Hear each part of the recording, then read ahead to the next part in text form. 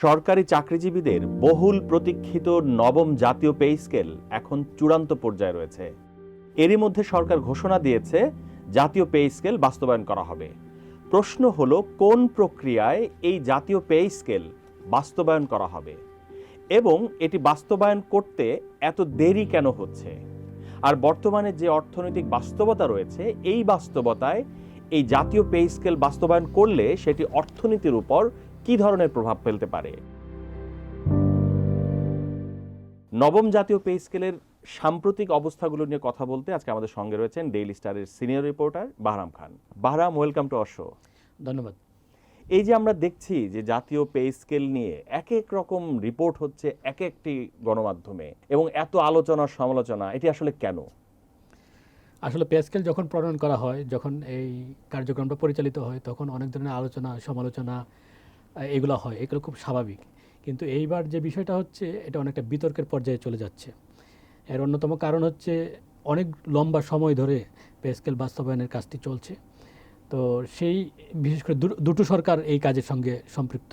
প্রথমত হচ্ছে অন্তর্বর্তীকালীন সরকার 2025 সালের 27 জুলাই পে স্কেলের যে কমিশন গঠন করে দিয়েছিল, সেই কমিশন ওই সরকারের আমলেই খুব সম্ভবত 21 জানুয়ারি সেই রিপোর্ট প্রদান করেছে। এরপর যেহেতু সরকার নির্বাচন হলো, সরকার পরিবর্তন হয়েছে, এখন এই সরকার এসে সেই সরকারের কমিশনের সুপারিশ কতটা কিভাবে বাস্তবায়ন করবে সেইটা নিয়ে একটু নানানভাবে পরীক্ষা নিরীক্ষা হচ্ছে। তো সেই পরীক্ষা নিরীক্ষার ক্ষেত্রে যে কাজটা হচ্ছে, যে এখন মন্ত্রিপরিষদ সচিবের সভাপতিত্বে 10 সদস্যের একটি সচিব কমিটি করে দেওয়া হয়েছে। সচিব কমিটি বেশ কয়েকটি মিটিং করে তারা প্রায় চূড়ান্ত পর্যায়ে এসেছে বলে আমরা জানতে পেরেছি। মিটিংগুলোর ক্ষেত্রে মানুষকে তথ্য দেওয়ার জন্য, বিশেষ করে পে স্কেলের বিষয়ে, শুধু বর্তমানে সরকারি কর্মচারী সংখ্যা আছে দেশে 15 লাখের মতো, তাদের একটা বিশাল আগ্রহ আছে। প্রায় 1 কোটির মতো মানুষ সরকারি কর্মচারীদের পরিবারের সদস্য, তাদের আগ্রহ আছে।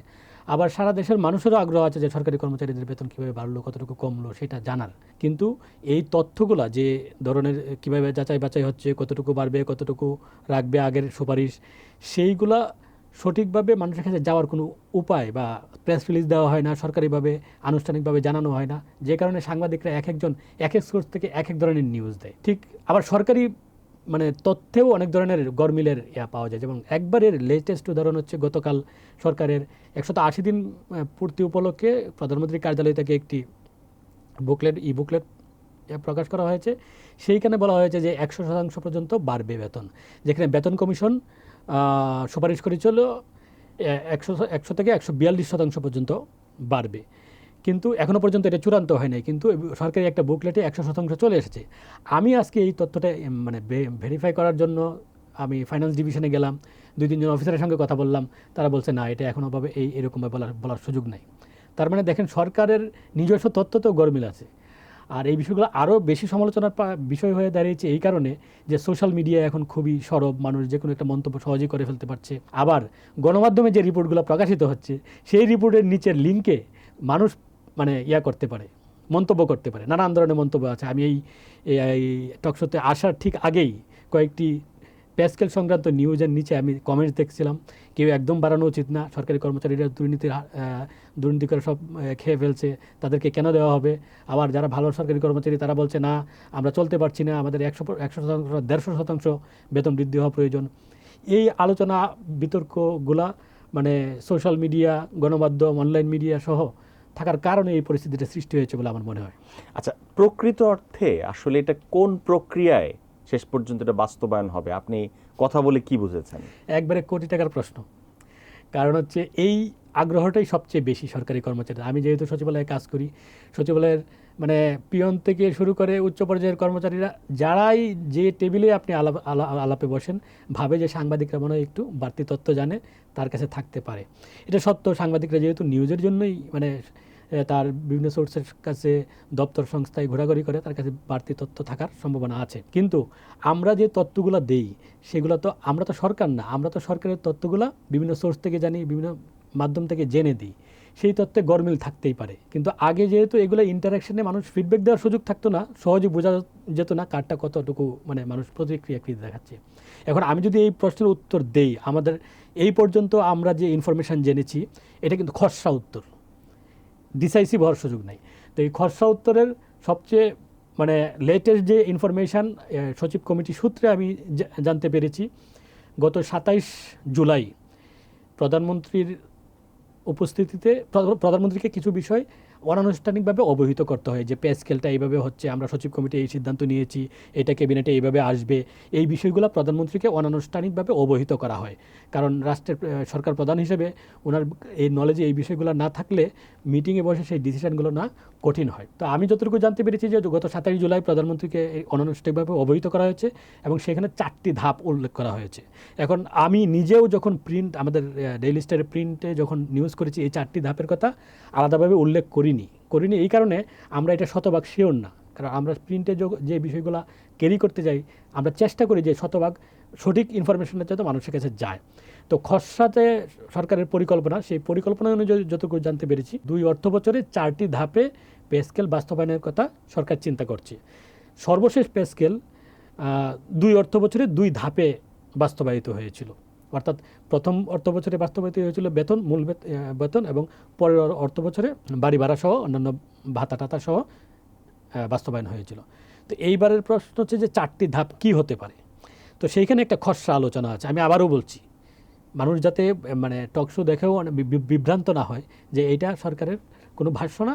আমরা যতটুকু আলোচনা জানতে পেরেছি সেই দিক থেকে 4টি ধাপ হচ্ছে, প্রথম ধাপে বাস্তবায়ন হবে কিন্তু জুলাই থেকেই, যেহেতু জাতীয় সংসদে গত মানে চলতি অর্থ বছরের বাজেট ঘোষণায় অর্থমন্ত্রী নিজেই ঘোষণা করেছেন যে 1 জুলাই থেকে পে স্কেল কার্যকর হবে। তো পহেলা জুলাই থেকে কর্মকর্তা মানে 20টা গ্রেডের ভিতরে 1 থেকে 9ম গ্রেড পর্যন্ত যে সরকারি কর্মচারীরা আছেন তাদের জন্য 40% পর্যন্ত বাড়তে পারে। আমি আবার বলছি বাড়তে পারে, এবং 10 থেকে যে 20 গ্রেডের কর্মচারীরা আছেন তাদের জন্য 50 থেকে 55% বাড়তে পারে। এরকম একটা খসড়া আলোচনা আছে। তো এটা হচ্ছে প্রথম ধাপ। প্রথম ধাপের এটা 2026 সালের জুলাই থেকেই ধরা হবে। এরিয়ার সহ তারা যখনই মানে গ্যাজেট হোক এই জুলাই থেকে তারা এরিয়ার সহ পাবেন। দ্বিতীয় ধাপটা হবে 2027 সালের জানুয়ারিতে। সেইখানে সরকারি মানে 1 থেকে 9ম গ্রেডের যে কর্মচারীরা তারা পেতে পারেন 60 থেকে 65 বা 70% পর্যন্ত, এবং 10 থেকে 20 গ্রেডের যে কর্মচারীরা তারা পেতে পারেন আপনার 70 থেকে 75% পর্যন্ত, মানে মূল বেতনের। আপনার বেতন ভাতা কিন্তু বলি না, শুধু মূল বেতনের। এরপর বেসিকের রাইট। এরপর হচ্ছে আপনার 2027 সালের জুলাইয়ে 100% বেতন পূর্ণ হবে সব, মানে 1 থেকে 20 গ্রেড সবার। তো এই স্ল্যাবগুলো পার হয়ে গিয়ে 2028 সালের জানুয়ারিতে ভাতা যোগার একটা পরিকল্পনা আছে। এখন সরকার এটা এভাবেই করবে নাকি মন্ত্রিসভায় ওঠার এই স্টাইলে প্রস্তাবিত বা মানে পে স্কেল মন্ত্রিসভায় ওঠানোর একটা প্রস্তুতি নেওয়া হচ্ছে। আমরা যতটুকু জানতে পেরেছি এই প্রস্তাবিত মানে স্টাইলটা উঠানোর আগেও পরিবর্তন হতে পারে। এখনও পর্যন্ত আজকে পর্যন্ত আমি যতটুকু জানতে পেরেছি এই একটা চিন্তা আছে। সেই হিসেবে 2 অর্থ বছরেই বাস্তবায়ন হয়, ধাপ হয়ে যায় 4টা। সরকার তাহলে এগুলি আসলে আনুষ্ঠানিকভাবে বললে বা ঘোষণা করলে সমস্যাটা কোথায়?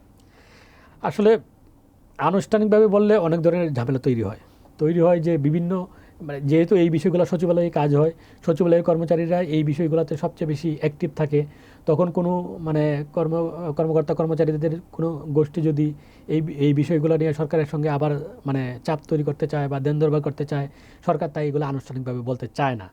বাট আমার মনে হয় যে এই বিষয়গুলোতে যারা সংশ্লিষ্ট থাকেন তারা সাংবাদিকদের, যারা রিলায়েবল নিউজ করেন তাদেরকে অনানুষ্ঠানিকভাবে ব্রিফ করা উচিত, যাতে একই ধরনের ইনফরমেশান মানে একই ধরনের সত্য ইনফরমেশনটা মানুষ জানতে পারে।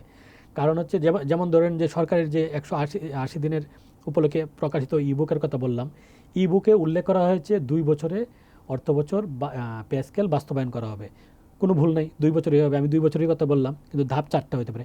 কিন্তু কোনো গণমাধ্যম মানে উল্লেখ করেছে এই সরকার বলেছে যে 2 ধাপে পে স্কেল বাস্তবায়ন হবে। 2 অর্থ বছর আর 2 ধাপ কিন্তু এক না, জিনিস না। তো সেই জিনিসগুলো আমাদের গণমাধ্যমের গেট কিপিংসের ক্ষেত্রেও অনেক ধরনের। আচ্ছা, আমরা তো অনেক দিন ধরেই এই পে স্কেলের আলোচনা শুনছি, এটা বাস্তবায়ন আসলে এত দেরি কেন হচ্ছে? আমাদের যে আমলাতন্ত্র, এই আমলাতন্ত্রের যে কাজের স্টাইল, এই স্টাইলের যে কোনো পরিবর্তন হয় নাই, কোনো ধরনের কোনো গতি আসে নাই।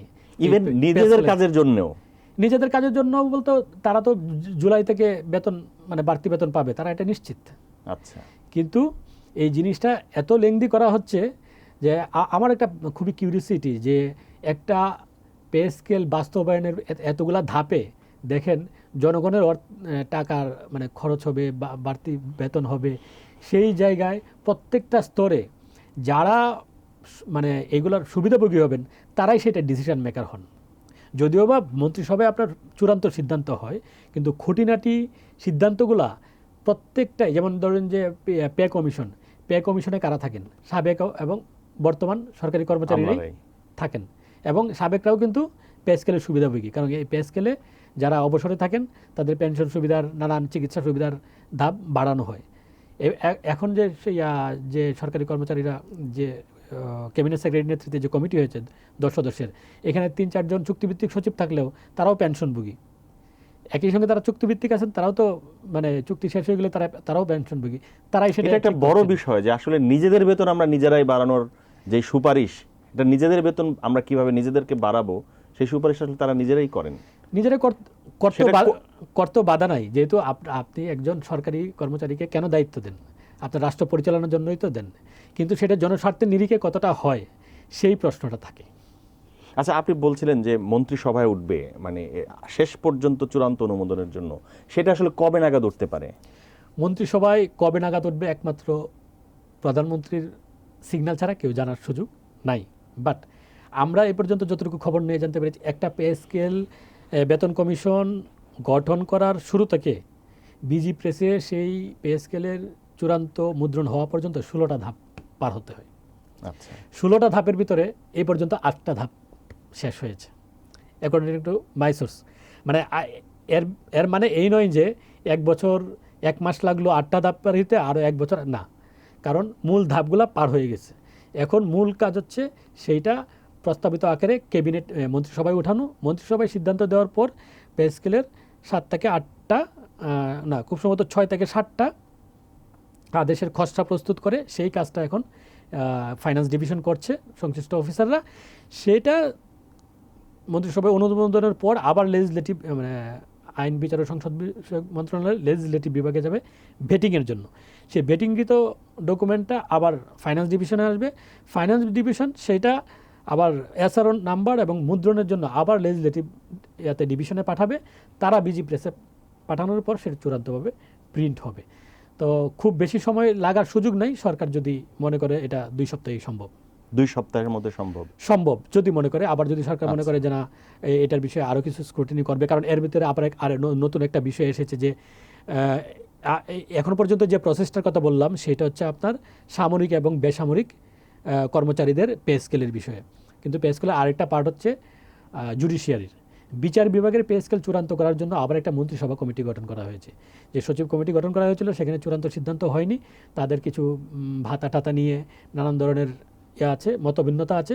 সেইটা নিরসনের জন্য আমি যতটুকু জানতে পেরেছি নতুন কমিটি করার ডিমান্ড হয়েছে, এবং তারই পরিপ্রেক্ষিতে ক্যাবিনেট ডিভিশন থেকে ফাইন্যান্স মিনিস্টারকে সভাপতি করে একটা 7 সদস্যের মন্ত্রিসভা কমিটি করা হয়েছে। তারা এরই মধ্যে গতকাল একটা বৈঠক করেছে, আরও কয়েকটা বৈঠক হয়তো তারা করবেন। তো এটা কি একই সঙ্গে উঠবে নাকি আলাদা উঠবে চূড়ান্তভাবে এখনও কোনো জানতে পারিনি, আলাদা উঠতে পারে।